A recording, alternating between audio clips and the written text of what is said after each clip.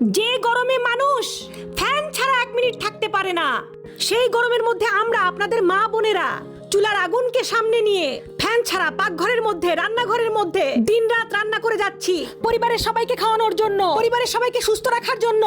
প্রশংসা তো জীবনে করেনি নাই, বদনাম করতে, দোষ ধরতে ছাড় দেন নাই। আমরা মা বোনেরা দেখবেন সারাদিন শ্বশুরবাড়িতে কাজ করার পরেও নাম পাই না, কিন্তু তরকারিতে যদি একদিন লবণ কম হয় কত কথা যে শুনতে হয় তার ঠিক নাই। নির্মম কিছু সত্য কথা বলবো, মনোযোগ দিয়ে শোনেন। নিজের টাকা দিয়ে যখন রেস্টুরেন্টে খেতে যান, খাবারও খান, টিপসও দেন, আবার বাইরে এসে স্ট্যাটাস মারেন। কয়জন আছেন ফেসবুকে স্ট্যাটাস দিয়েছেন, মা আপনাকে ধন্যবাদ, আজীবন রান্না করে খাইয়েছেন।